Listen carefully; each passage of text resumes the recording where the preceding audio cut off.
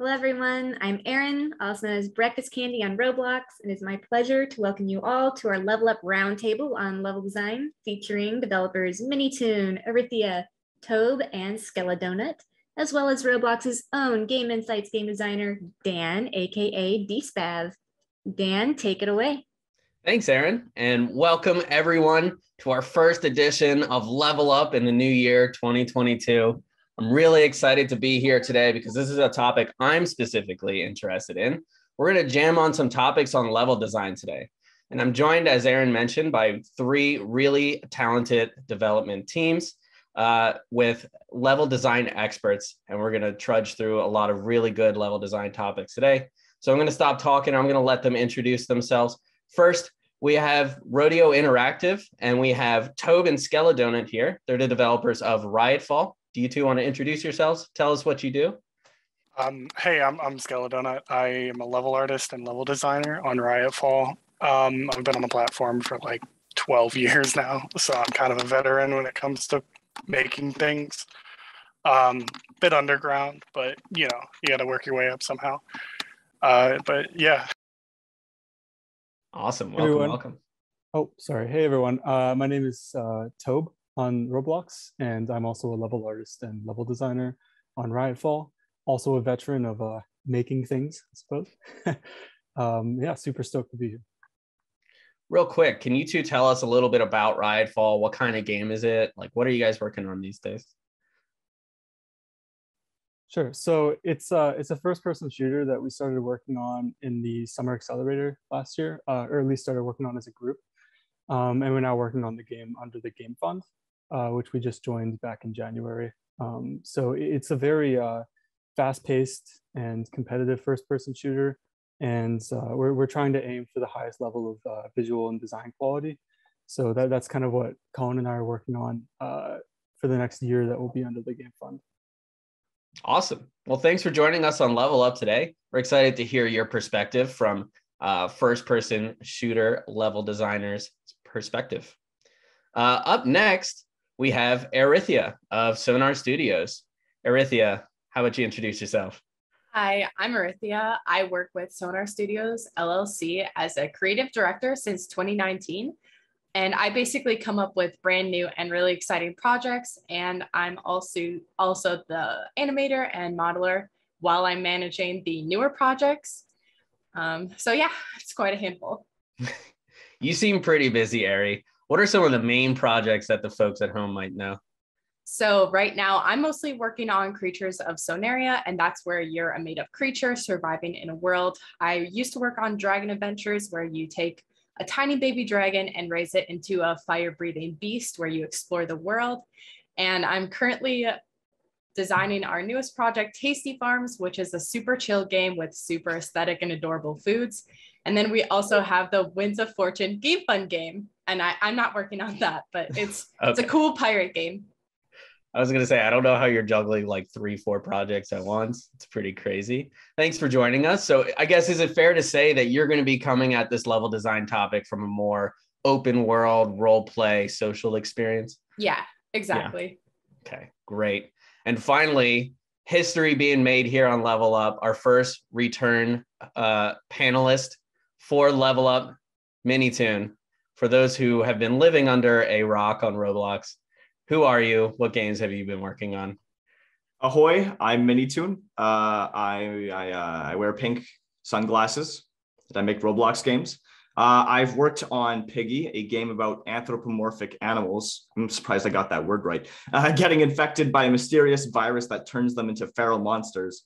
And I'm also working on an upcoming game called Piggy Intercity, an open world multiplayer RPG in which the narrative and the world is centered entirely around the choices you decide to make throughout the game. So in other words, nearly every decision made will change both your future and the future of the game's world. Okay. So you're coming at level design from a storyteller's perspective, right? Yeah. Great. So just to reiterate for everyone at home, we have 3 really talented level design teams here, all coming from very, very different genres, all to talk about various different topics today on level design. We have an open world social role play experience with Eri. We have storytelling with Minitune, and we have tactical covering hiding behind cover, traversing the world with first-person shooters with our Riotfall team. So with that in mind, I want to hop in, and Ari, I'm going to throw the first question over to you, and then the others feel free to hop in and give your insights as well. But Ari, what does level design mean in your game? So as you all know, all of Sonar Studios games have been super open world. So level design to us is designing a very interactive space for users to utilize and make it their own experience. And that can include exploration and adventuring. And we have to design that to be more fluid and allow users to have their own tools and create their own experiences. So we really provide them with a variety of tasks that they can enjoy, such as combat, collection, or even building. Okay, so to sort of compartmentalize, you create the space and then it's up to your players to sort of decide what they want to do with it, right? Exactly. So you're definitely going to have the most open interpretation of what level design is, because that's really up to your players when they're playing, right? Yeah. And the most important part with that is still being able to kind of hold their hand and guide them through their progression. Mm-hmm. Yeah. So that must be like a really hard sort of line for you to toe between giving them freedom and also not letting them be hopelessly lost and unsure of what to do, right? Yep, exactly. All right. Riotfall team, Cullen Tohb. What does level design mean to you? So level design to us, it should be complementary to the gameplay loop, like guiding players on routes they want to take to, capture objectives and, to kind of take control of the map. So preventing players from getting frustrated or stuck in giving them options to approach different situations, like in as many ways as they want to. However, kind of curating that down to a streamlined experience. Mm-hmm. So for a first-person shooter, the level design is a really important part of the gameplay and how players sort of choose where to go and where to hide and that sort of thing, right? So it's a lot more functional, a lot more focused in that regard. And there's a lot more thought to like each specific piece that you're putting in and what that means for the actual gameplay, right? Yeah. Yeah. MiniToon. Sorry, go ahead. Oh, sorry. Yeah, I suppose so. I think for us, it means like trying to understand everything that we can do within a map to create good gameplay and also reinforce some of our mechanics, which is probably like a shared sentiment across any genre of game that you're working on. But so like that could be us trying to consider some of the more important gameplay mechanics of the larger ones. So designing an entire map around certain game modes. Or it could be smaller things like a player's ability to crouch or vault over objects. And actually, we're adding an RC car kill streak to our game soon. So like if you get enough kills, you'll have like a little RC car you can drive around. So we'll actually be redesigning some of our maps with that in mind. So I guess like if we want the maps to be enjoyable, there is like a pretty broad range of things we need to consider on the level design end. Yeah. Okay, interesting. And really brave of you to add something like carts and, as you're saying, now have to redesign all of your work that you've done before, right? Yeah, well, at least we don't have to program the cars to work. So yeah. That's nice, yeah. All right, and finally, Minitune. What does level design mean for your game? So level design to me is kind of the opposite of Aries, whereas for her it's being able, or it's giving the tools to the players to be able to tell their own stories. Whereas for me, the level design is what tells the story. It's essentially another way of being able to tell it to the player, be it through its shape, its look, or its details. So it's capable of conveying a lot of information to the player with such small details, like so much as let's say, spaghetti stain on a wall or pizza on the ceiling, right? Every little detail tells the player more about the environment that they're in and the world they're surrounded by. So in other words, it complements the story and narrative aspects of the game. So that's 3 very different answers to one single question. So hopefully we've thoroughly confused everyone at home and they have no sense of what level design is.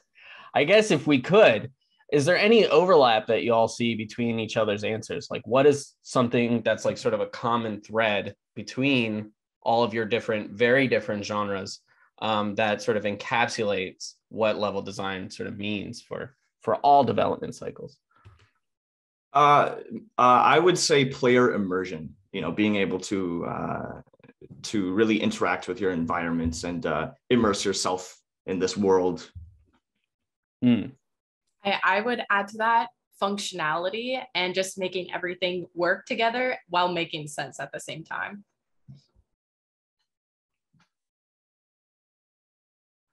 Yeah, that makes sense. I guess like if you just had a blank canvas, you know, it's very hard for a player to actually get in the game. If it was a shooter, right, for the Riotfall guys, everyone could just shoot at each other at all times. Wouldn't be very fun, huh? All right, so I'm going to dive into another question here. And, you know, for those who might be confused of a level designer's responsibilities, maybe just talk us through, let's see, Ari, starting with you. You know, what are some of the responsibilities that the level designers have on your team? So level designers have to be very intuitive and almost be able to take the space of our players. And you have to be able to visualize yourself in the world, especially if it doesn't exist already. And you have to be imagining where those users are going to be moving to, where they're going to be exploring, and how you can lay that space out in a creative way with assets, buildings, tools, interactive spaces. So it's important for our team members to be able to visualize a very large space and kind of where everything is in that space. Mm. We're going to definitely dive into that process later, but I guess maybe a quick question for you, like, how do you sort of visualize or sit down and think about, you know, what you want the space to be? Like, what does that creative process look like? So usually what I do is I take our main game mechanics. So Dragon Adventures, for example, there's collection, there's egg location, there's mob combat. You have to think of where all those items are going to be laid out in the world. And then after you have those core interactive features that are meaningful to the progression, then you can kind of build off of that and start designing your visuals, such as assets and things that they're not going to interact with that. And then from there, you imagine how players are going to be navigating all of that space. And it's a lot of redesigning and drawing and blocking and gray boxing everything out. Yeah. Tohb, Skeledona, do you all have anything to sort of add to that, like level designers' responsibilities? Yeah, in our case, like Cullen and I are both currently the only people working on the maps. So our responsibilities range from like drafting the maps to testing them and then to the level art. So I think our biggest responsibility is just making sure that the maps we create are fun to play before anything. I think like traditionally, if you're making a game on Roblox that's striving for a level of realism, that's usually going to be priority number one. But you know, especially for a game that's as fast paced as Riotfall, I think having good level design behind that is much more important. Okay. Minitune, for you.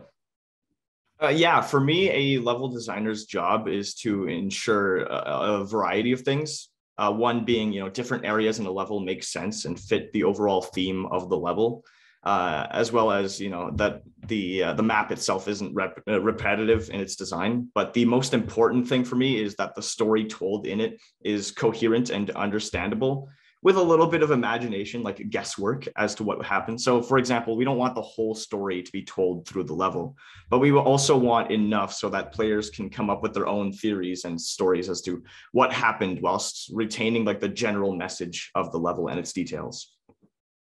Interesting. So like in a way for your game, your level is also kind of content for the players, where they can sort of dig into it in their free time and sort of figure out what's fully going on there. Exactly, yeah. More than meets the eye. So, okay. So I guess I want to throw this one over to the Riotfall team, Tohb and Skeledona. What does collaboration between you guys as level designers and, you know, other disciplines on your team, such as the other game designers or the engineers or the artists, look like? Like, how do you guys sort of work together with all of them? So it's a very intertwined process. Basically, like, since Tohb and I share both the level designer and the environmental artist kind of hat, we're going to be collaborating more with like the level or like the game designers and our engineers, which though that is Spencer and Emil. And it's just working our game loop system around our maps, and like they'll come in and they'll give us like information on, hey, this checkpoint needs to be here, this, you know, you might need to add more cover into this area because, you know, this flank route's not working quite well with our movement system and the way the weapons are balanced, you know. So it's really intertwined. We actually do like multiple calls a day based on like our new maps, our new drafts. It's like I said before, it's definitely intertwined and complementary to the gameplay. So it's definitely crucial to get that feedback from our engineers, from our systems people. You know, it's definitely all intertwined. Now, do you also work on the assets, like the art assets for the levels, or are there like artists that you collaborate with as well? Yeah, so up until recently, we've been the only ones working on the assets. So we've done from gray box to art assets, props, things like that. We have a shared asset pack that we kind of use for everything to keep a cohesive theme to make it easier on us. But yeah, we're pretty much wearing the hats for everything art and level design. So. Yeah, I know depending on the size of the team, a level designer can either just be placing assets, kind of like a Lego pieces, or they could also be, I guess, what's called an environment artist, and they're sort of building those assets as well. So I guess that depends on the size of your team and the scope of the project. Ari, I guess for you, do you see the process that was described there similar for your team, or does it vary depending on the projects that you're working on? It 100% varies on the project. We're Dragon Adventures, we have builders and environment designers, so we butt heads way more on that project. Like I envision the world a specific way and I'm asking for specific features, and that can take way longer seeing an end product from that. But where it's Tasty Farms or Sonaria, it's mostly me as the map designer, asset creator, and creative director of the project. I know where I want everything to be, and I have people in general challenging me way less, so I can usually get it done, and I don't have people, you know, to rely on. But yeah, definitely some headbutting on bigger team projects. So what does that look like then? I guess like when you're working with another artist, I know as an artist, maybe it's frustrating because you're like, well, I could just hop in and do it myself. But like, what does that collaborative process look like in terms of the back and forth feedback that you do there? Yeah, so definitely on Dragon Adventures, I kind of took a step back when I was envisioning these designs, and I gave it to the modelers and environment designers to kind of understand why I wanted certain layouts the way I did. Like for a lobby space, I was very specific about that, and it took us, you know, 2 weeks to finally get to something we were all happy with. And I tried to not be involved with that as much and just give them my vision, and eventually we get to that endpoint, but it takes some time. Was there like a learning point for you, or like, I guess if you started over, is there a tip that you could give the audience for, you know, good collaboration between level designer and artist in terms of aligning on the vision that you want for your game? Yeah, definitely. I would say the biggest point is, even though you are the level designer, it's important to listen to builder feedback because they might have an opinion that's different from yours, and that's okay. The level designer is not always correct. And I think it's okay to be challenged. And I think that's a good thing. You should listen to everybody's opinion and take that into account, because maybe their opinion is a little bit better or more appealing to the community. Yeah, I guess, I mean, level design is design. And with all design, that conversation and that collaboration ultimately makes for a better experience, right? Exactly. Yeah. Okay, Minitune. I don't know how many other disciplines you work with, but what does your process look like for collaborating with others? And if not, collaborating with yourself on your level design? Well, I haven't had much experience working with others because the only person I've worked with on Piggy was IKEA's and Optic on build mode. But so what I might say is a little general. I can say that like the more the merrier in some cases, because everyone adds like another layer of much needed detail to the project that they're working on. It's like making a cake, and every little job is like a different ingredient. And, you know, every ingredient adds something invaluable to the mix, you know, a little more flavor. And sometimes you don't want to be cooking this cake on your own, because sometimes you'll have no idea what the heck you're looking at, and it might turn out to be awful. So it's always great to have little helpers along who, may or may not disagree with you, but at least they give you pointers and can also, guide you in some ways to make a better cake. So. Okay. Cake metaphors only here on Roblox. All right. So I've been teasing it. I really want to dive in here because I think this is going to be the most beneficial part of our conversation today. But let's talk process. And even before you start concepting in your process, Minitune, I'll start off with you. What goals do you have or establish and questions you ask yourself when you're sitting down to design a level? So to me, it's mostly how can I make this one stand out from the others to offer players a fresh experience? I think that's the most important one because I've struggled, especially with the earlier chapters of Piggy, where a lot of the levels just kind of felt very similar in terms of play style. So that's probably the most important one. But it also not just from like a gameplay perspective. I want it to stand out in terms of a narrative story perspective as well. I want to be able to tell a different story, a unique one, or maybe one that continues off of the previous chapter. So I think that's the most important one, giving players a fresh experience and something new. So. Okay. And what's your style of planning? Do you like to write things down or you kind of just take the time to sit down and think about it? So yeah, like throughout my day, I'll always just open up my notes app and then write like awful notes that make barely any sense to anyone else, but will always make sense to me.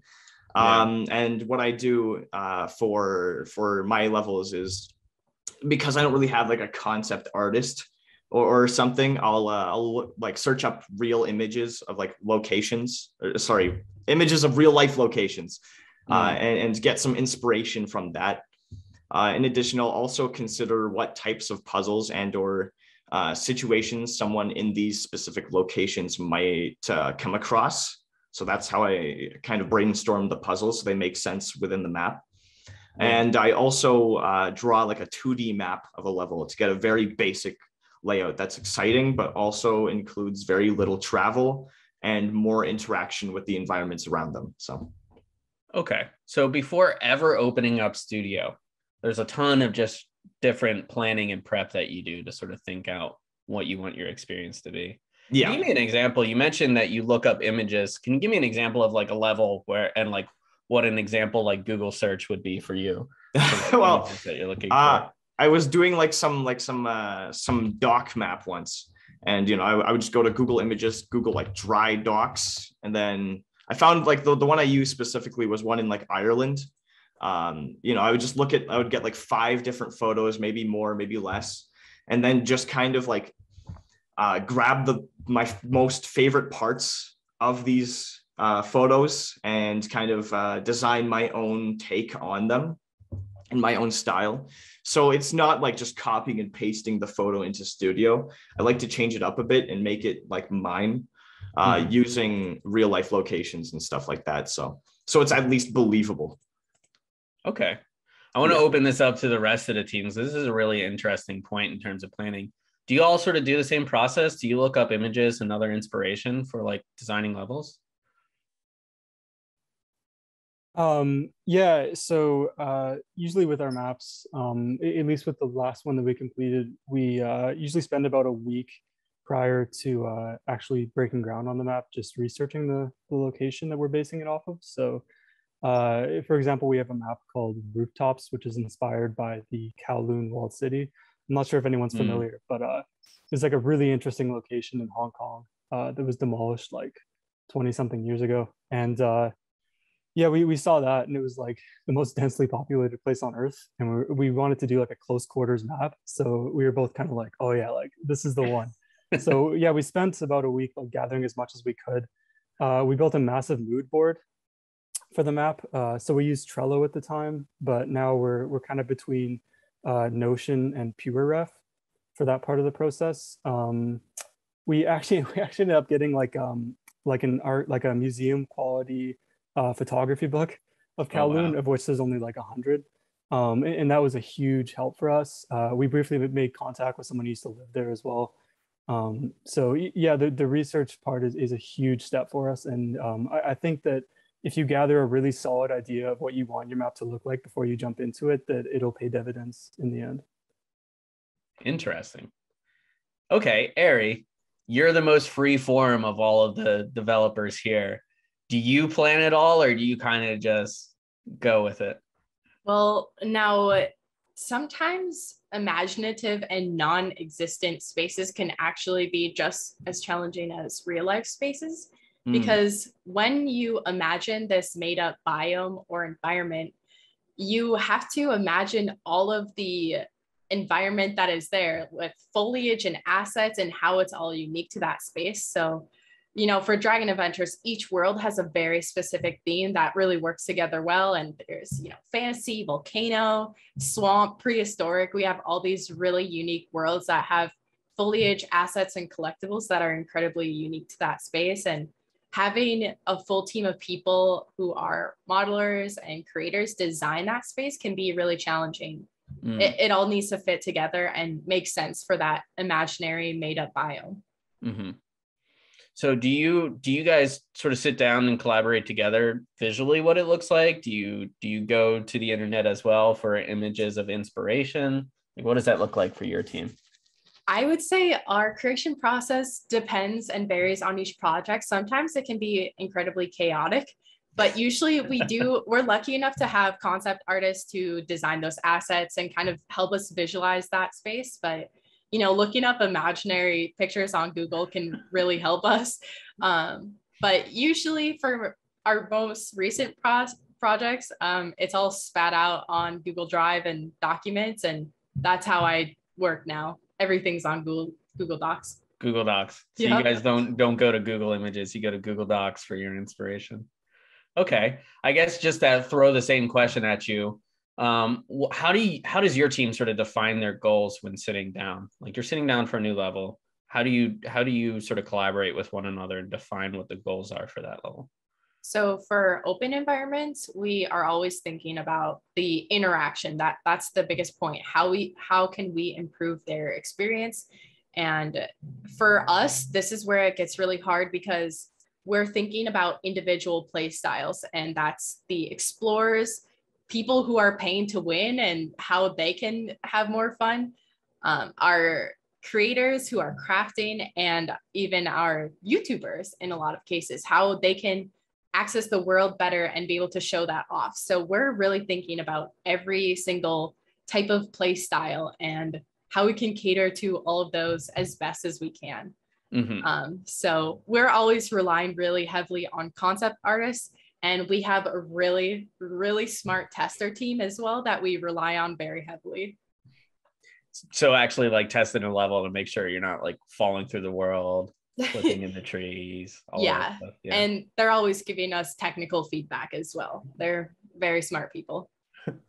Okay, well, since we're kind of having a nice transition over to that, Ari, what does like the prototyping phase look like? So you sort of sat down, you planned out your goals, you've done the whole concepting process. How do you start to put that in the studio and sort of test it out?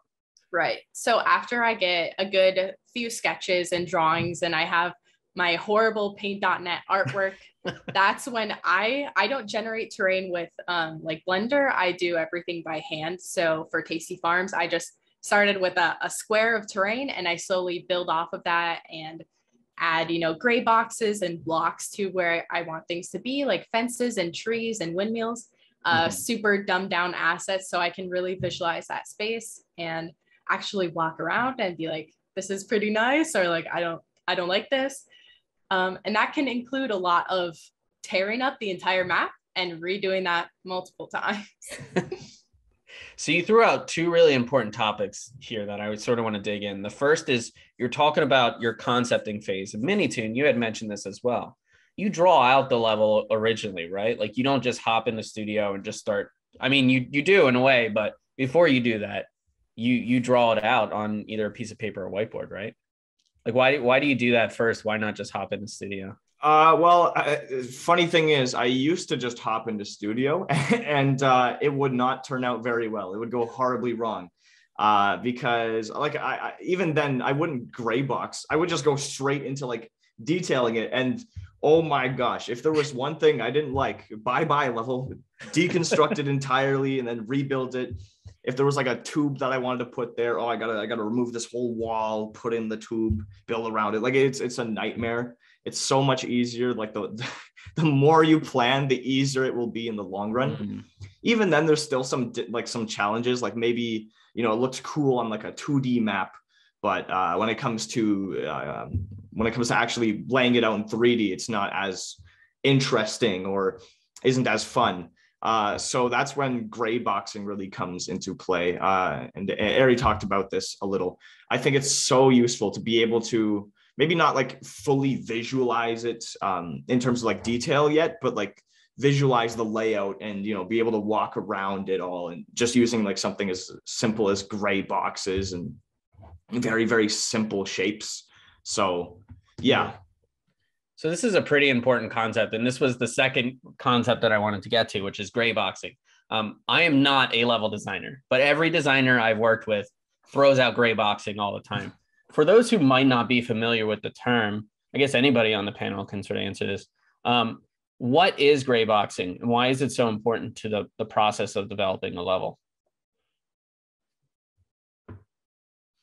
I think it's very, very important because, like I said before, you know, if you design the level first, like fully detail it or whatever, and suddenly you wanted a passageway here, or this doesn't work out, then too bad, so sad. Either live with it or redo it. You know, that's why gray boxing comes into play. I guess I should explain what gray boxing actually is. Yeah, my bad. I just jumped right into it.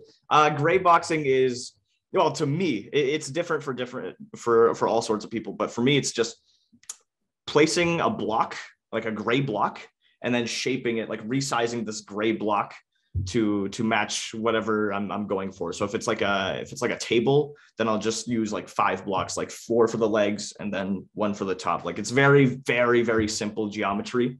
And it really, really helps get like a grasp of the layout of this world, and without like spending too much time on it, and being able to fine tune it really, really easily, because you have not much to lose. You know, you don't have to sacrifice detail or anything. You just have to sacrifice gray cubes. So. Right. So you're really just trying to get a layout first, not worried about any art assets or anything, just getting the layout of your map correct.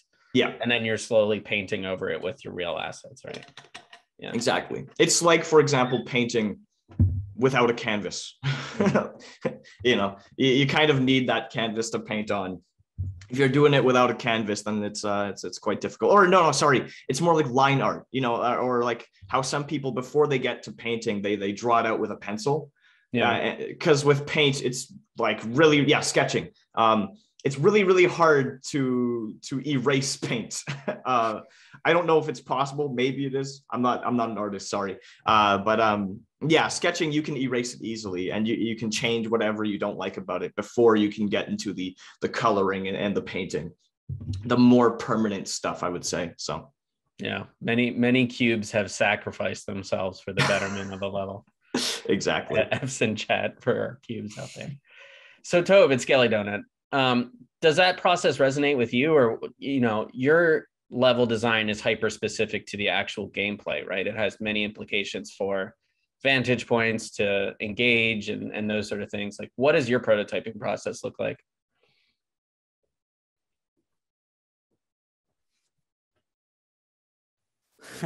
Sorry about that.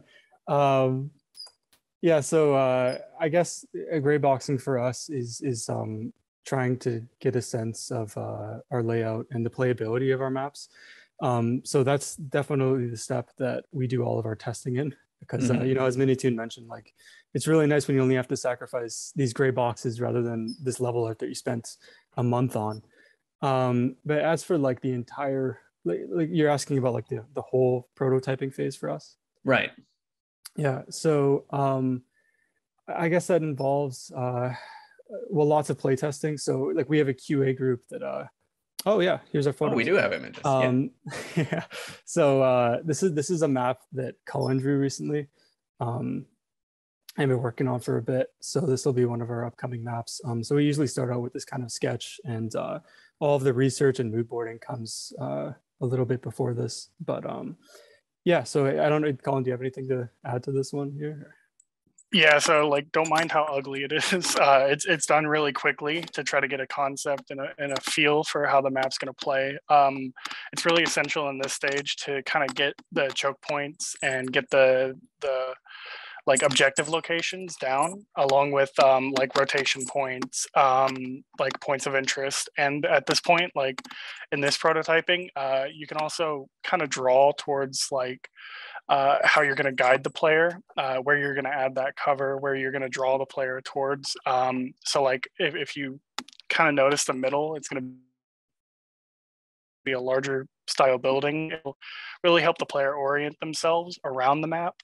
And then we'll go into gray boxing. I think that's on our next slide. The gray boxing for us is just visualizing what we have on paper, putting it into a 3D space so we can walk around and really get a feel for how things are going to look, things are going to play. And like Minitune was talking about earlier, iteration is really, really a key process of this. Yeah, just changing these without sacrificing level art and time and resources is really crucial to this stage. Like I could go and say, wipe out a whole building, like wipe out the blue building if it doesn't work well for our map. And really kind of refining those like focal points and refining those rotations and those choke points. And it's a really kind of, it's the most important part of the level design process, just visualizing it and making sure it plays well and making sure you're keeping a cohesive theme throughout the entire map so the players just don't feel overloaded and or lost. Right. So Skeledona, you gave an example like of the iteration process, like removing a building. What might be some like reasons during that process that you decide ultimately that geography needs to sort of change? So it comes down to keeping it even for both sides, making sure it plays well. I guess it depends on if we're going for like a more symmetrical or a more, you know, what is it, like open feel, I guess, to each map. Like this example right here is something that it's actually scrapped entirely for this map. This was a white box, which is basically kind of placing props to kind of get a feel for it. So like this whole area was scrapped because we found out that it just did not play well. Like the stairs were just not fun to go up. The rotations on this part were just not a fun process to play through. You know, it was a no-go. I don't really quite know what you mean by like why we would scrap something, because I think that's just like pretty obvious to yeah, well, I'm thinking here, right? Like maybe if the one team is spawning up above, they have a vantage point, like a clear advantage here versus the team that maybe spawns at the ground or something, right? Yeah, absolutely. Yeah, I guess, you know, a lot of it comes down to our testing and being able to watch other people run around on the map and see how they interact with it. I think that's where all of those little issues will come to light. But yeah, just to add to that, like some other things that we're looking for in the gray boxing phase, as of recently, would be opportunities for modular assets, which for us is like breaking a building up into pieces that we can kind of mix and match and create a bunch of different facades or storefronts. It's something that we were kind of like hesitant about doing at first because we thought it would end up being super repetitive, but it actually adds like a much more refined architectural style and presence to the maps. It's not really like a one size fits all solution, but if performance is something you're worried about and you're working with a lot of imported assets, then it's definitely worth something worth looking into, I suppose. And we're also just trying to make it clear, you know, like things like which buildings you're able to enter, you know, like which windows you'll be able to shoot out of, little things like that. So yeah, there's again like a pretty broad range of things that we consider here. But I think the next image was from our okay, yeah, this is a little bit further along in the white boxing phase. So this is starting to add a little bit of detail to the levels. This is after we've tested things and we're pretty confident in our basic geometry and structures. So as Minitune said, we're starting to kind of like paint over everything a little bit, and you can see that here, I suppose. Yeah. Fascinating. Interesting. Yeah, and then we had a few images from our finals as well. This one's actually kind of good because the truck is kind of like this little well, not little, but the semi truck here is kind of like the ultimate mini diorama of like all the different play styles that we're trying to support. So I would say like the three big ones that we want to support would be like stealth players.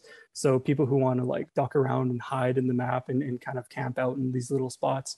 So that like you can crawl underneath this truck, you can hide inside of it. And then there would be like the general like assault / roamer type of player where they just want to sprint around and jump into combat as soon as they can. So you're able to just kind of bypass this area and just sprint right alongside of it. And then we also have the sniper, which is another thing that we want to support. So you're able to climb on top of the vehicle, or I guess you could even post up behind it as well. So yeah, and I think we had a few more images as well from those maps. Yeah, I don't know, Cullen, do you have anything to add there? No, I don't have anything to add. Well, it's an interesting point you brought up, Tohb, which is when you're designing your levels, you're thinking about not just all players, but the different play styles that are going to be going on in your game and how you can sort of accommodate to each of them, right? Yeah, absolutely. And that's also kind of a factor in the way, definitely a factor in the way we design maps. I think we need to weigh our map variation against the different play styles that we want to support, as you're saying. So I think our whole MO is kind of like high map variation and then low role specialization, I would say, which I guess would go for probably any first-person shooter game, aside for like something like Overwatch, which would be the opposite, I guess. Mm-hmm. But yeah, no, like we're always trying to consider how people are playing in the maps and how they're interacting with them. So that's definitely a big factor in what the final result looks like. Okay. And these are just a few more images of completed maps.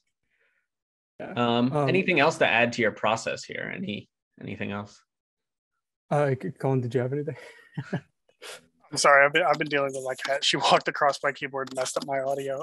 So actually, to kind of take it back to the like prototyping phase, when you were talking about if we asked ourselves any questions or any goals or anything like that, we actually do have a couple of questions we asked ourselves before designing and like actually laying down and prototyping our map.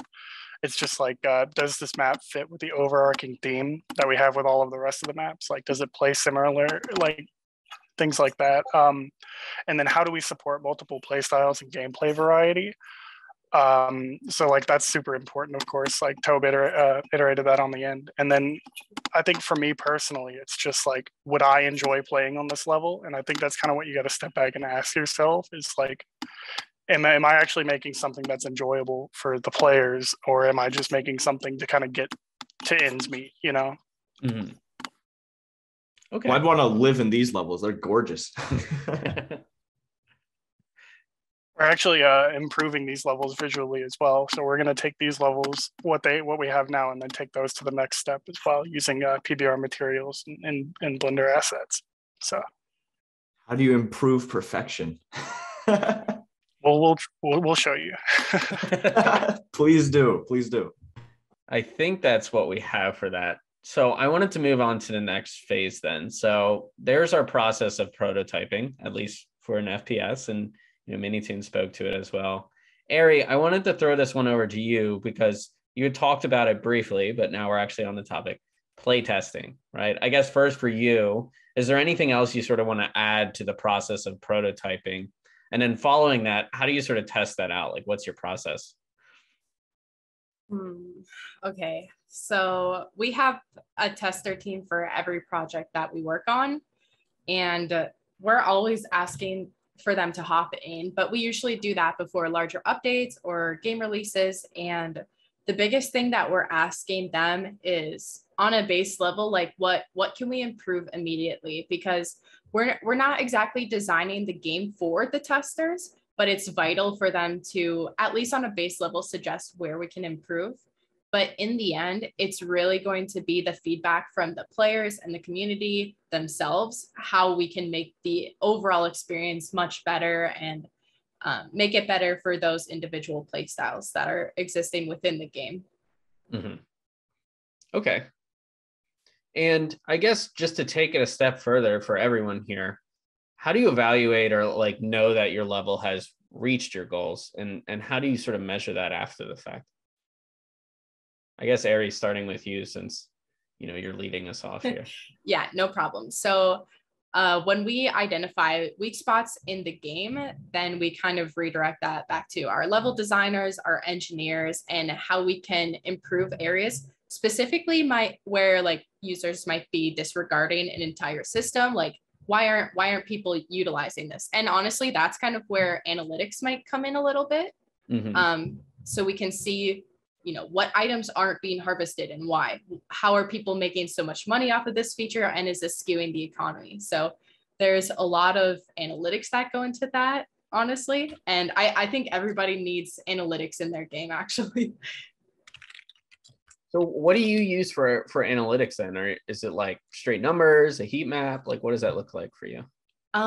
Usually the engineers are the people who do that, Sam. I'm not sure the tech of that, but usually it's all kind of spread out on a document. And that's where we see, for Sonaria, for example, what creatures aren't being played as often, how we can improve that. And, when we find stuff like that, recently we implemented a boost system where every day there's new creatures that are featured with unique stat boosts or recycle boosts so they can try new things. So whenever we identify stuff like that, we try to find a way that we can make people notice all the content that we've created for them. So you're not afraid to like hit the publish button, and if it doesn't work out, sort of change up your map based off of what your players are doing, right? Yeah. Game development is so fluid, and we've learned in Sonar Studios that the community is so strong and their opinion is incredibly valid and important to the direction of where the game is going. It's just, you kind of have to balance that as a game developer and recognize, okay, I see the community is complaining about this feature. How can I maybe meet them halfway and have it make sense for us as developers, but also improve their experience? Right. So in other words, you sort of take the problems that they identify and then you bring your design solutions to exactly. Because, they'll have crazy out there solutions and we're like, whoa, so down. But why can't you give them infinite money? I don't understand. Yeah. That's what they want. Minitune, I want to toss it over to you. How do you evaluate like success or failure based off of like the goals that you've established and ultimately like what you create?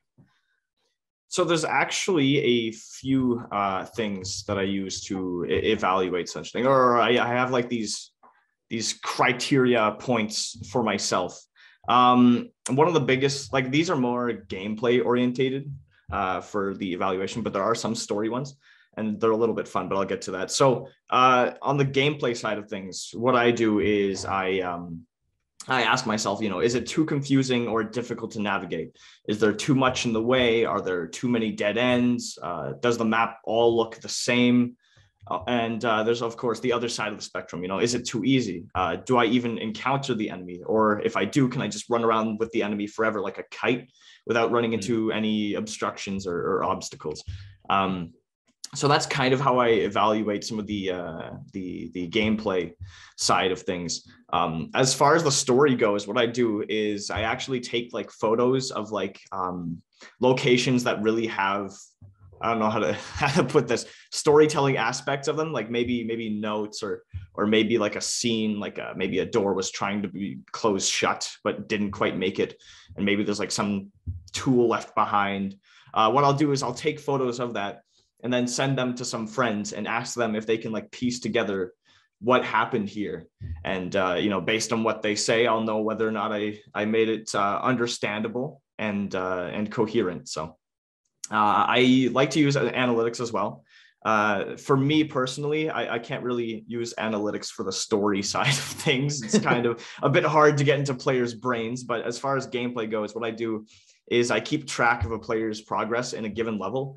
And doing so, I can identify easily like what parts may or may not be needing a change. For example, I look at the analytics and ask myself, like, what parts do players have trouble with most? What can I do to make it less confusing and or less difficult? Or, again, opposite, sometimes maybe it's too easy and needs to be changed. In which case I ask myself, what can I do to make it more difficult without hindering the player's experience and making it like frustrating? So. Okay, awesome. Well, with that, we've been talking for a while. I want to open it up to the audience. And Erin, do we have any questions for our panel here? We have some great questions. The first one is, how do you change your approach when you want a player to pay attention or go here directly versus it's okay to wander around? I guess I could talk a bit about that. Because that's something that I have to decide a lot in my levels. How I change my approach, it varies, of course, with the location. But typically what I do is if I want a player to go to a specific area, I'll keep the location very linear and maybe add like a little pointer sign on the wall or something. But when I want it to be open, I make the map look open. I want it to feel inviting. Maybe it's not so open. Maybe there's like obstacles everywhere, but I would say just like, I don't know, the visual cues of a more open space invite the player to explore more. Whereas if you want to keep it, on rails or like on a track, then, something as simple as like a thin, tight corridor can really help with that. So that's how I approach certain things when it comes to, finding variation between it. Does anyone else have some stuff to add to that, because visual cues are really important in open world games as well. And that's because, there's so many different users playing and so many different play styles that we have to be so visually overbearing with particle effects, billboard, GUIs, spiraling auras, and kind of really designate that this area is really important. And those like auras are something we use everywhere. And that lets users know, like, shiny thing here, I can go here and I can interact with collectibles, or there's mobs spawning here. Definitely all those shiny bright lights and literal pointer clickers on objects are how we make the experience available for all ages and all different experiences and all different types of people, I guess. Yeah, so actually I want to iterate on that as well. Like everybody said, visual cues are super important. We use UI cues as well. So if you want to go towards an objective, we'll show you where the objective is. We'll show you what team is attacking, how many people are on that point, things like that. But visual cues especially are super important for FPS maps, so you don't get lost and so you know where you are at an exact location, because it kind of is super important for competitive play to know where you are at all times, Awesome. All right. We have another question. We are unfortunately going to have to limit it because we are starting to get low on time. So the next question is, what are common mistakes or key things level designers look for after the first pass of a level is finished? What are some common flaws in level design that tend to be overlooked? I can speak on this right now. One level design feature that always gets overlooked and recently was overlooked is the social aspect and where users are spawning and that lobby space. It can be so incredibly vital. In Tasty Farms, we had 25 plots all around an area, and it wasn't feeling like a little neighborhood. So I had to delete all of that and shove all the buildings into a little town, and it feels so much better. But getting that social aspect down and user to user interaction can honestly be overlooked, and it's really easy to fix, but just keep in mind how people are going to be talking, trading, and interacting with each other. I honestly think what I touched on earlier is pretty important too. Keeping your level cohesive to your gameplay mechanics. So what I've seen a lot on like at least first-person shooters recently is they have like an excellent movement system, but the level is not complementary to that. So like keeping it really cohesive and really tight is pretty important. And I think you can get a little carried away when designing a world.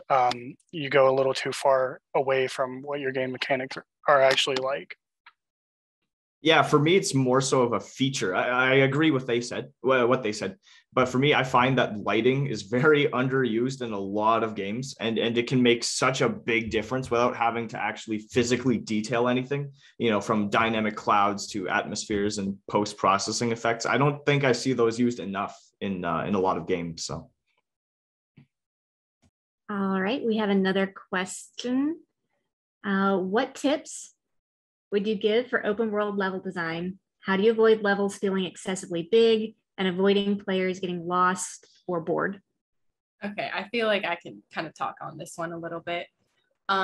So for making your world spaces too big, definitely start with a size that is reasonable. We used to start with 2K by 2K, even larger world spaces, and people wouldn't even, reach specific locations. So downsizing that and focusing on your important interactable features such as collection, combat, and shop and all that stuff, kind of concise it down as much as you can, and then slowly expand that into movement and natural world discovery and how users navigate the world. But never start bigger than you need to. Always start smaller than you need to, and you can expand off of that. That'd be my advice for that part, at least. All right. Well, thank you, Aaron, and the audience for asking those questions. We're definitely going to have a lot more time coming up, so please continue to get those questions in, and we'll try and get as many to this panel as possible. And with that, I want to move on to our next topic. So we talked about high-level process just in terms of designing a general level. I wanted to hop into some specific applications now and sort of pick all of your brains in terms of how you think about the problems that you're trying to solve. So I guess starting with maybe a player's first time experience, like when you're designing, let's say, the first level of your game or the first open world of your game, what are some of the things you're considering as a designer? Maybe Ari, you got a question about this in Q&A just now, so I wanted to start with you and just have you sort of leverage what you talked about before. Yeah, it's awesome because I have, prioritizing the social aspect here. But, those spawn locations and how users are interacting with each other, and of course, all the objects that you give them. But the most important thing is building off of your core loop. And this is where I've been struggling with Tasty Farms a little bit. The core loop is so simple. So I have to think about how I can create all the game mechanics and features to also inspire from that simplistic mechanic and goal, and still be able to create a really great experience for users. And also focusing on early progression is so vital for a game. If users aren't leveling very fast immediately and getting that immediate gratification, you're not going to be able to kind of lure them in for too long. You have to make them feel like, oh, I'm getting all these new great things. Like I'm really understanding the gameplay. I'm having a really great time and I'm getting super awesome rewards. Like I'm really liking this, and they'll feel rewarded and good and want to continue playing your game. So definitely progression, core loop, and the social aspect is important for those first-time users. Very nice. So now I wanted to hop over to, I guess, Tohb and Skeledonut. You don't necessarily have like a first lobby that players hop into. You have like a first world. Is there a difference between that very first sort of level or map that you have players hop into? Do you have players hop into a first map, or is this just a general policy that you have to think about for all of your levels that you're designing? Yeah, I guess it is kind of a general policy. I think working with a first-person shooter game, we can kind of expect people to come into it with a level of familiarity to the genre. So I guess we feel like we don't have to make much of an intro, like people kind of get it. But we still do want to make the player onboarding process as friendly as possible. So spawns, as Erythia mentioned, are a very important thing to focus on. Even if a map for us doesn't have like distinct sides at a glance, we do want to make sure that the rotations of spawns kind of supports the idea of the map having sides. We also definitely want to give players a chance to orient themselves within the space and recognize where they are in the map. So a few things we kind of do there are make sure that each of the maps have some very like easily recognizable views and vistas or focal points.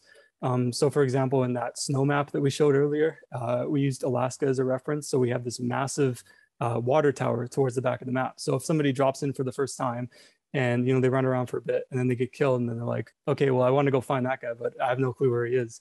Then maybe they'll look up, they'll see that, and okay, they'll be like, okay, well, I have a rough idea of where I'm at now. So off I go. Yeah, that's a very important thing. Like we want the players to be able to, I guess, like build a mental map of where they are as quickly as possible. And I think the accurate mini map is really helpful as well in order to keep players oriented on our levels. Interesting.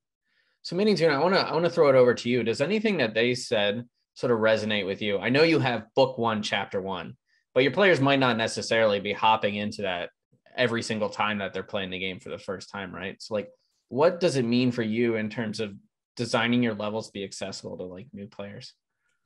Yeah, so one of the biggest things that I try to keep in mind is the spawn points of, you know, each level. I want to make sure that the spawn point is very welcoming and inviting to the player, that it serves like a smooth introduction into what they're about to hop into. Even for returning players, you know, when they enter a new map, like it's still got to feel comforting to them. And you want the player to feel connected to the environment the moment they hop in, so they can spend less time thinking about what on earth they're even looking at, and more time understanding their surroundings and being able to progress through the level. So what I'm hearing from all three of you is spawn point. Just super important to make sure that your players feel comfortable when they hop in your game. Absolutely, yeah. Okay. Well, Ari, I'm going to have you lead off this next question again, because it seems most relevant to your game. Lobbies and communal areas, how do you make that sort of welcoming for players? How do you get them to sort of aggregate and social? Could you talk about that a little bit? Yeah, so for example, in Dragon Adventures, we have really open central space with like minimal assets, and our most important interactive buildings such as missions and shops are kind of around this. And we really give that large open space for users to show off their dragons and kind of a trading central, if you will, even though there's a world for that. But having a social space not too distracted by assets is how users are going to talk to each other and create experiences together and kind of make new friends even. So yeah, I would say few decoration there and focus on the socialization and, you know, minimize your map in that area a little bit. Okay, I'm going to throw a really abstract question to you here, but you've worked on a lot of games, you've designed a lot of levels. Is there sort of a common thread to these social hubs and spaces that just message to users that this is where they should be hanging out? Like, what's the commonality there? I guess the fact that it's usually a large open space, and we actually have a very massive and obtrusive particle effect on our spawn pad. It's a giant ray that shoots up, and there's like huge floating like orbs and rays around it. So you see that and you're like, whoa, like that's kind of what your viewpoint is for the world. And, you know, all of the assets in our games are usually really blown up to make you feel small and like curious about the world around you. So when you're in this open space and you look around and there's just huge trees and all these areas that you can't see, it encourages exploration, but after the social aspect. Well, it's really interesting because I was talking to a level designer before, and, you know, particle effects and big beams aside, there's this concept called landscaping, which I guess originally comes from like theme parks, where in theme parks, you can see something big off in the distance that attracts your attention. It makes you want to walk over to it. Maybe it's like a big famous ride. Maybe it's a giant statue of a character or something. So in a way, like your beams and your particle effects, you know, I joke about it, but that's kind of like a landmark in your world, right? Where you have these big open spaces, forests, mountains and stuff. But when you look off in the distance, you see, hey, this grabs my attention as a player. Let me go over here and check it out, right? Yeah, exactly. And there's beams and, you know, unique giant objects all over the world that kind of draw your attention to be curious and explore. Right. Well, I want to toss that over to the other panelists, maybe Tohb and Skeledona first. Does landmarking sort of resonate for you, even if like in a map, you're traversing it a lot? Like, do you guys think about that at all when you're designing your levels? Yeah, so landmarking is super important, especially. Sorry about that. Landmarking is super important, especially when designing the levels, because not only will it plot where your art is going to be, it'll give you kind of a feel for how things are going to go and how things are going to play. So like say in our Alaska map, like I did a covered bridge. It's going to be really easy to orient yourself around that covered bridge, and even in a way to the game design thing, it's really easy to orient the rest of the map around that covered bridge, because you've got to have something go under it. You've got to have both sides connected to something. So when designing these landmarks, not only is it easy for the players to understand where they are immediately, it's also pretty easy to actually just like branch off and design the level around those landmarks.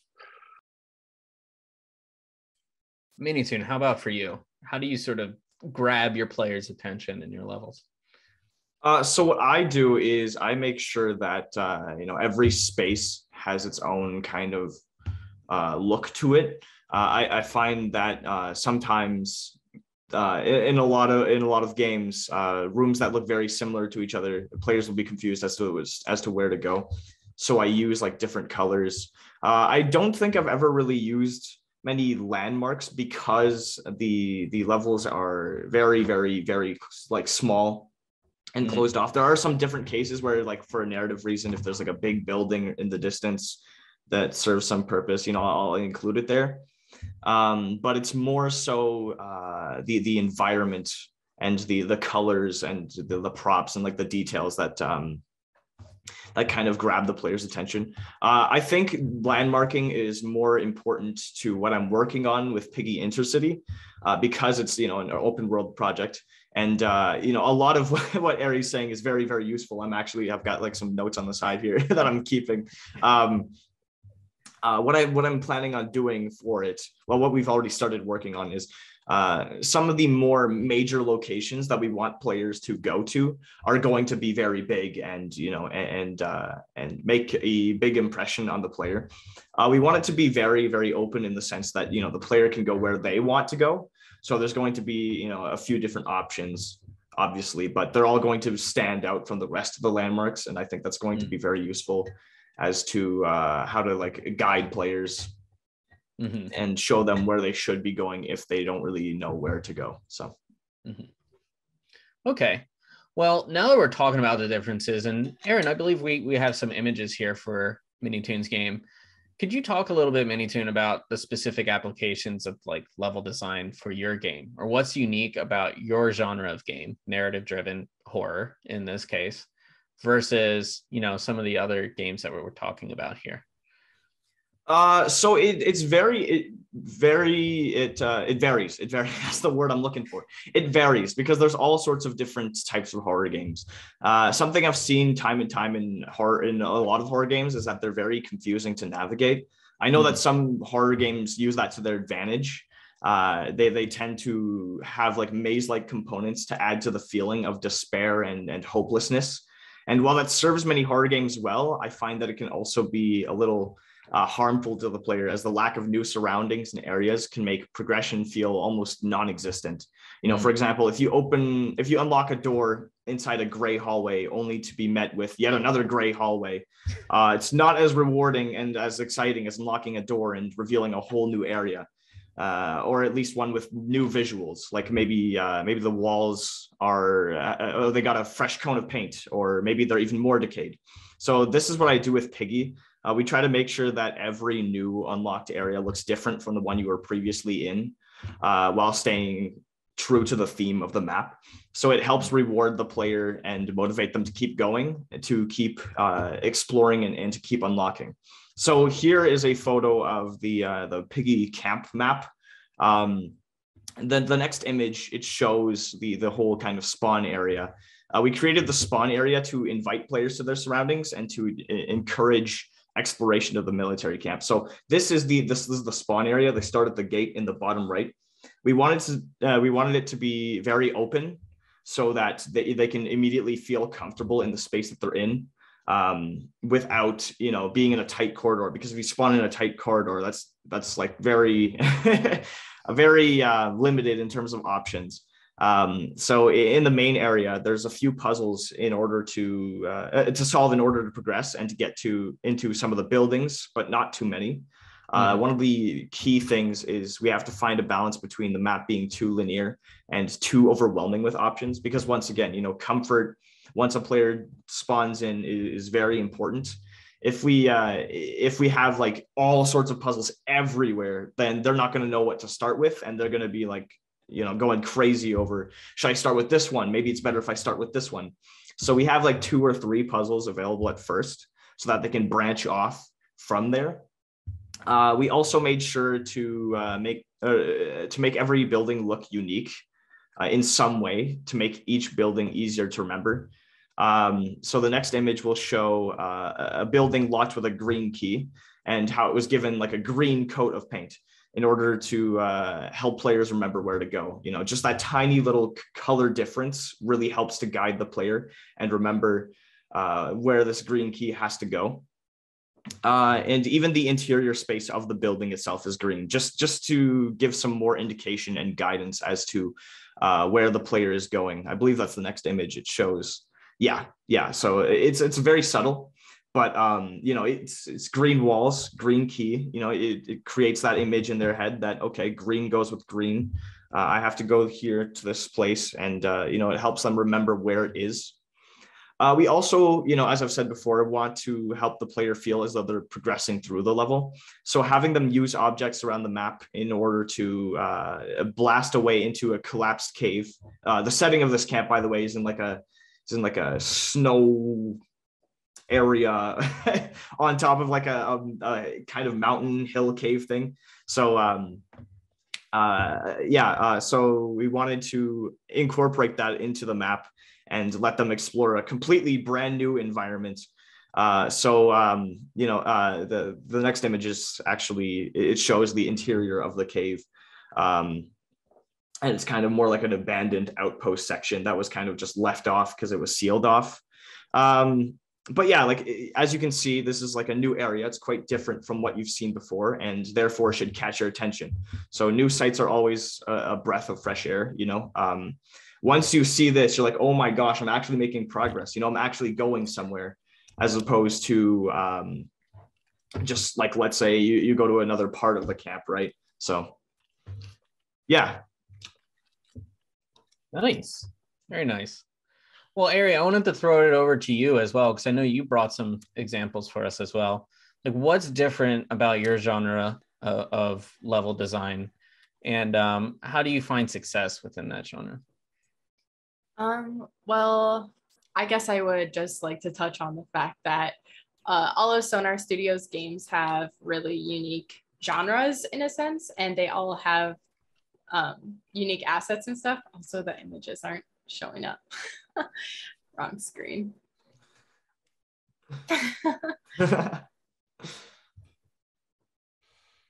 Oops, technical. We got some insight.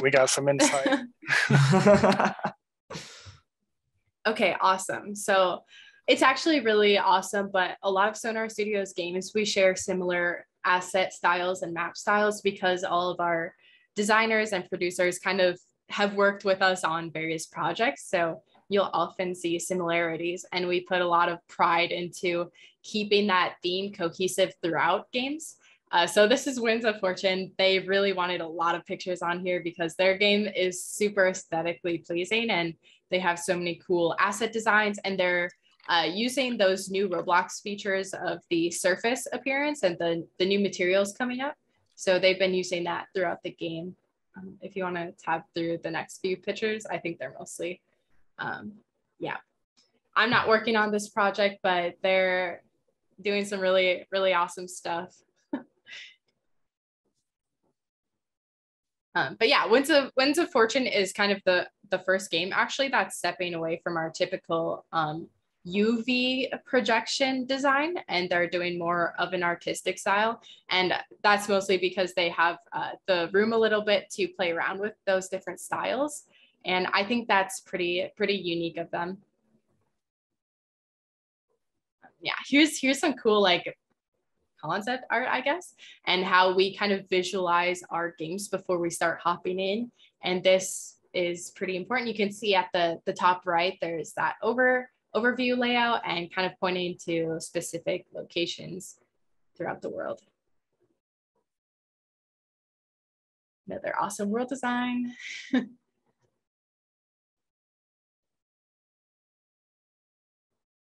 And this is the project that I'm working on. All that is pretty much gone now, but you can kind of see this is our usual style, more of that UV layout projected. And we've kind of been messing around with different styles and different appearances. And I hate those trees, so they're much cuter now. They're more pillowy. And that's just a step in game design and map design. Sometimes I thought the stars were a little bit too distracting, so I completely changed up that asset.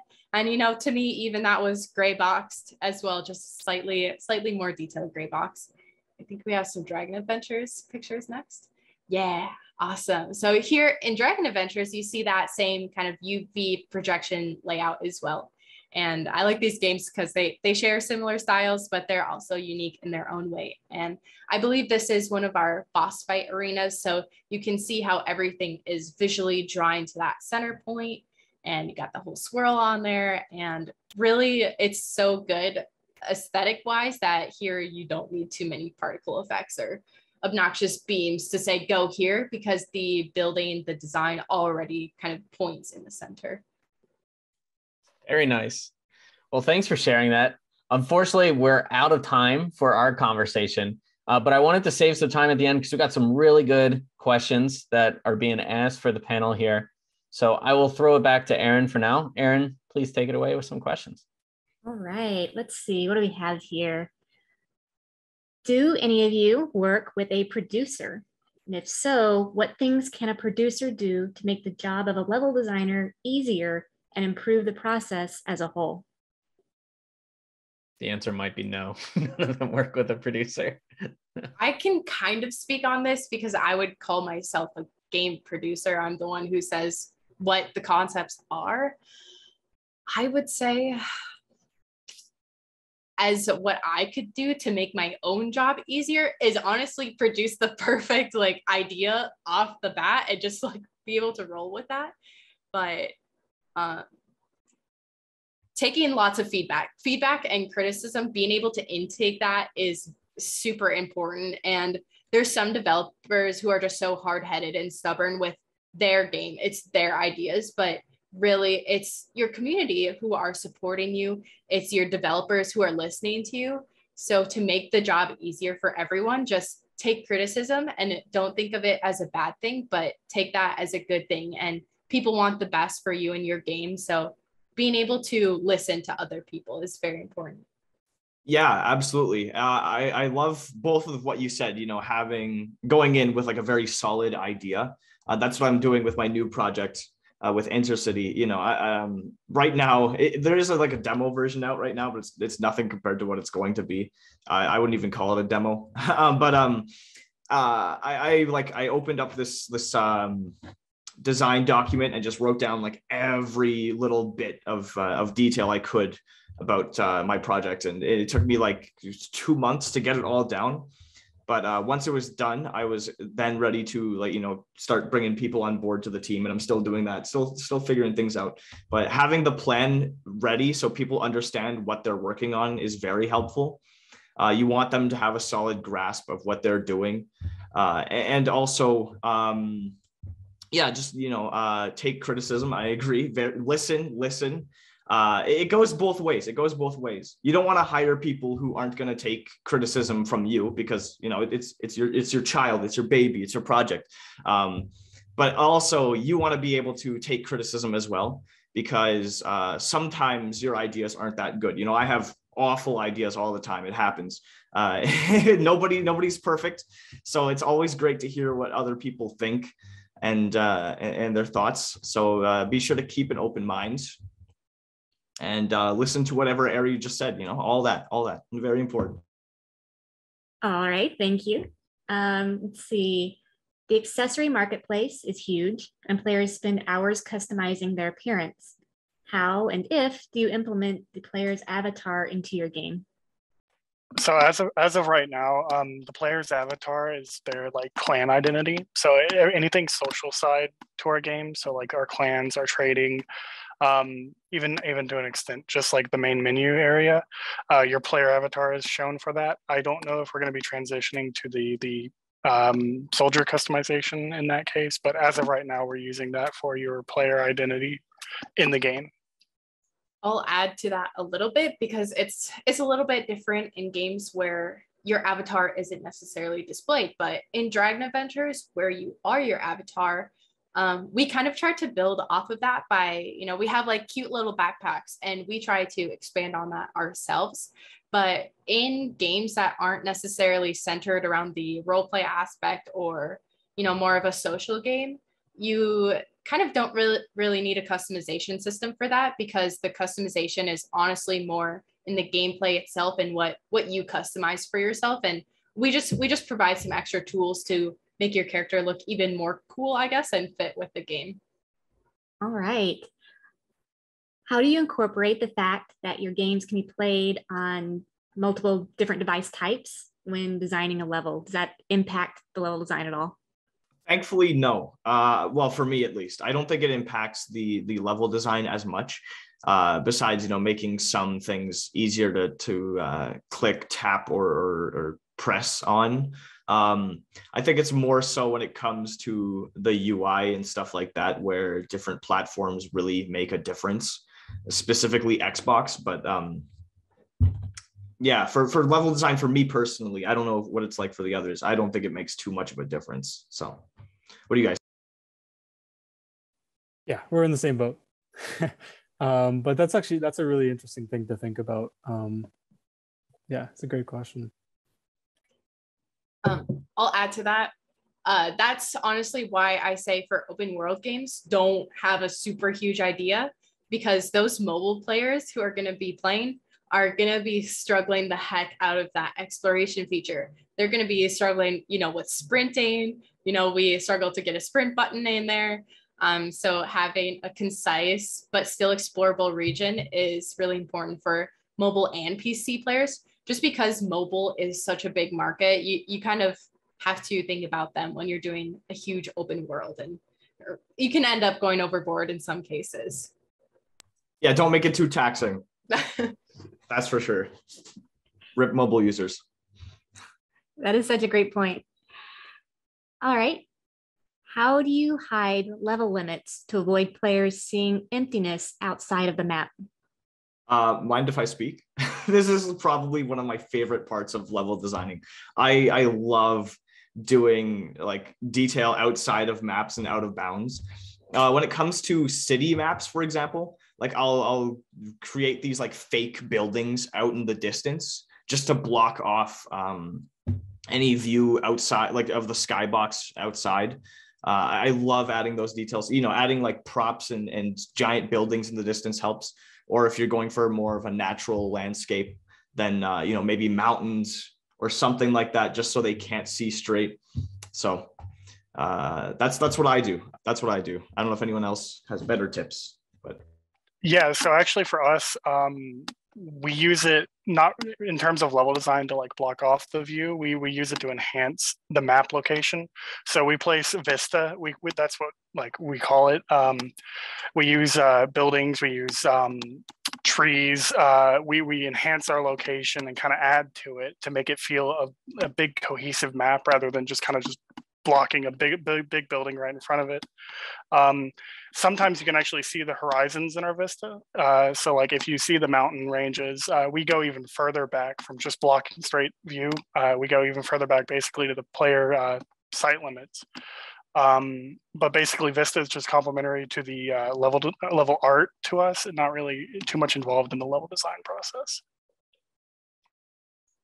I'll add to that too, but what all of our games do, as they are imaginative and creative, a lot of them are just on floating islands. So there's floating islands all around the world, including the huge assets that kind of break that view.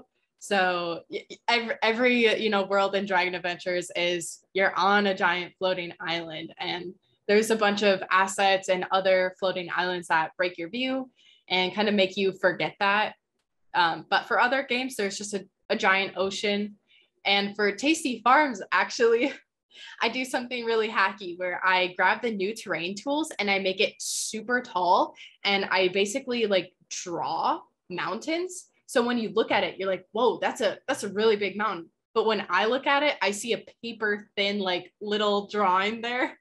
So the users would never know that because they can't get that far, but it adds a lot. It enhances the world. And another thing I like to do is add skyscrapers in the background and just be like, let the users wonder, like, I wonder if somebody actually lives there. And yeah, just cool assets that add to the curiosity and creation. When you said paper mountains, I know exactly what you mean, because that's something like I'm working on an open world project and that's something I just started doing. So it's so funny. Oh my goodness. All right, we have time for one last question. When you're doing quality assurance on your maps, what is an efficient way of diagnosing bugs and then fixing them? I feel like I can speak on this a little bit. I'll go really fast because we just opened Tasty Farms for MVP, alpha, whatever. What I did was, announce it. We got a bunch of people in and I just watch them.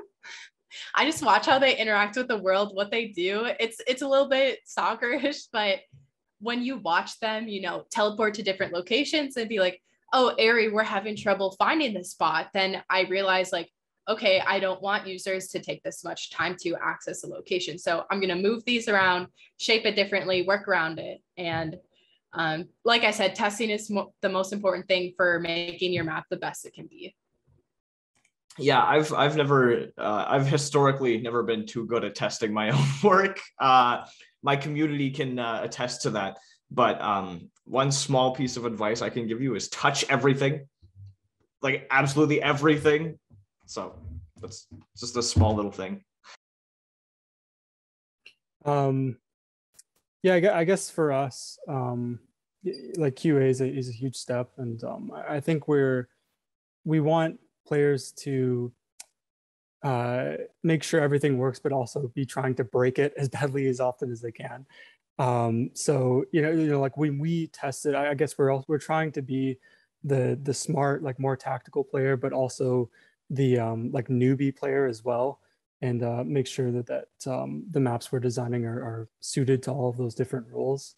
I think QA is kind of a funny thing in that depending on who's testing it, like we have Kale from the Game Fund look at our game every once in a while. And I think the best feedback we can get in that situation is just none. Like if he looks at it and goes, this is good, it's like, all right, sweet. Like that's the best thing we could hear. So, but I guess that's the kind of stuff that we're looking to diagnose, I suppose. All right, that is all of our questions that we have time for. Thank you. All right, thank you, Aaron. Thank you, audience, again. I believe we're going to wrap it up for this level up, and I'm again going to throw it over to Aaron, but I just wanted to personally thank Erythia, Tohb, Skeledonut, Minitune for joining us today and talking about level design. Really appreciate you all being here, and hopefully for the audience, you learned some really great things about level design today. Yep, that is all the time that we have. So thank you all for attending and asking your amazing questions. Of course, I also want to thank Minitune, Erythia, Tohb, Skeledonut, and Dan for their awesome roundtable conversation, as well as Missimo for her support of this event. For everyone who is watching on YouTube, thank you for tuning in. Drop your questions and comments below. We would love to hear from you. And don't forget to like and subscribe to the Roblox Developer Relations channel. More Level Up videos are coming soon.